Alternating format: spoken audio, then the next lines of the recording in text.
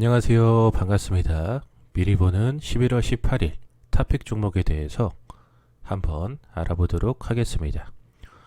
우선 전일 특징주 점검 먼저 해볼 텐데 상승한 종목 먼저 알아보도록 하겠습니다. 첫 번째로 흥하해운 같은 경우에는 계열사 지분 처분 결정 등에 따라서 상한가가 가는 모습이 나왔고요. 두 번째 참 엔지니어링 같은 경우에는 OLED 투자 기대감 지속 등에 따라서 OLED 관련주가 상승하는 흐름이 나오면서 참 엔지니어링이 급등하는 모습이 나왔습니다. 세 번째로서 인트로메딕 같은 경우에는 중국 캡슐 내시경 총판과 전략적 업무 협약 체결 소식에 급등하는 모습이 나왔습니다. 다음으로 전일 특징주 점검 하락한 종목 한번 보도록 하겠습니다. 자, 하락한 종목 첫 번째 데일리 블록체인 같은 경우에는 투자 경고 종목으로 지정되면서 급락하는 모습이 나왔고요. 두 번째 코오롱 생명과학 같은 경우에는 3분기 검토 의견 한정 및 혁신형 제약기업 지정 취소 소식에 급락하는 모습이 나왔습니다. 셋째 아시아나 IDT 같은 경우에는 아시아나 항공 매각 우선 협상 대상자 선정 종료 속에서 투자 주의 종목으로 지정되면서 급락하는 모습이 나왔습니다. 자, 다음으로서 11월 18일 월요일에 관심 갖고 봐야 될 섹터 및 종목에 대해서 한번 알아보도록 하겠습니다. 첫 번째로서는 폴더블폰 관련주들 관심 갖고 보라고 말씀을 드려 보겠는데요. 화웨이가 지난주 목요일 11월 14일 오전 10시 8분에 화웨이 온라인 스토어에서 첫 폴더블폰 메이트 X 판매를 시작한 가운데 1분 만에 완판된 것으로 소식이 전해졌습니다.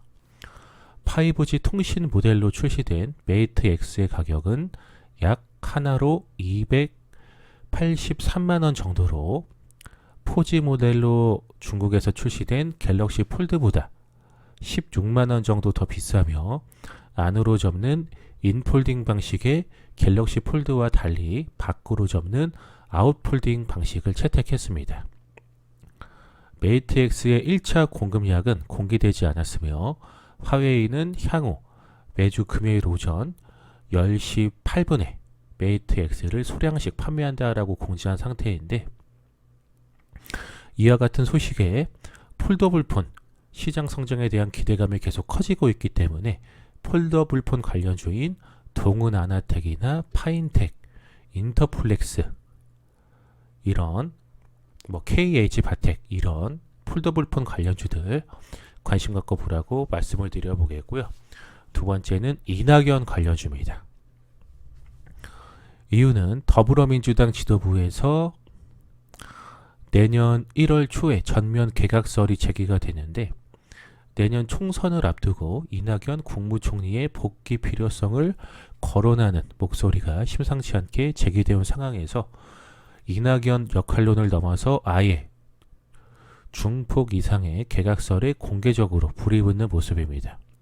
설훈 최고위원은 EBS 라디오 이상희의 아침 저널에 출연해서 개각 시기에 대해서 1월 초순쯤이 되지 않을까 생각한다면서 물론 법무부 장관은 공석이 오래됐기 때문에 보완할 것이라고 생각하지만 전면 개각은 내년에 가서 하는 게 맞을 것이다 라고 의견을 밝혔습니다.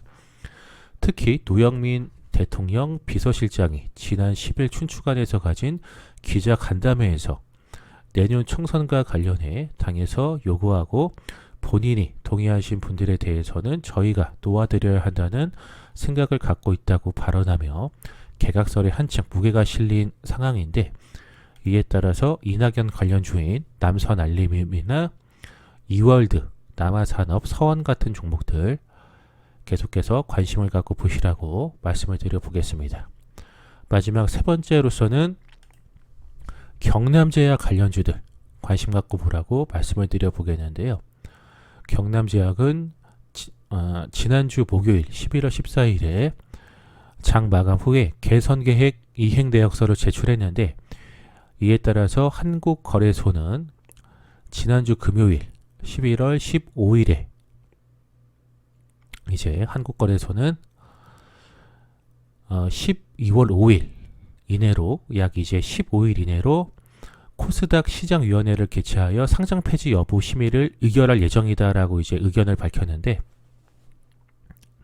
이 같은 소식에 경남제약의 거래액의 기대감이 커지고 있습니다. 현재 이제 경남제약이 거래 정지 상태인데 거래액의 기대감이 커지고 있는 상황에서 경남제약과 지분관계가 있는 종목들, 이제 라이브 플렉스라든지 시티젠이라든지 바이오 제네틱스 같은 종목들이 있는데, 이런 종목이 계속해서 시장에서 부각이 될 수 있다 보니까 관심을 갖고 보시라고 말씀을 드려 보겠고요. 특히 이제 시티젠 같은 경우에는 이런 경남제약 이슈 말고도 P2B 법제화 이슈도 주가에 긍정적으로 작용을 하고 있고, 바이오 제네틱스 같은 경우에도 이런 경남제약 이슈 말고도 100% 자회사인 바이오 퀘스트가 암세포의 생존 유지에 관여하는 HSP90 단백질을 표적하는 항암물질에 대한 2건의 국내 특허를 취득했다라고 밝힌 점도 주가에 긍정적으로 작용을 하고 있기 때문에 경남제약 관련 중인 라이브 플렉스나 시티젠, 바이오 제네틱스 같은 종목들 관심 갖고 보시라고 말씀을 드려 보겠습니다. 자, 여기까지 해서 미리 보는 11월 18일 월요일 탑픽 종목에 대해서 전부 말씀을 드렸고요. 방송 보시고 유익하신 분들은 좋아요와 구독하기 버튼 누르시고 댓글에 감사합니다라고 남겨주시면 앞으로 방송을 하는데 더 좋은 콘텐츠를 만들 수 있도록 더욱더 노력하도록 하겠습니다. 이상 방송 마치도록 하겠습니다.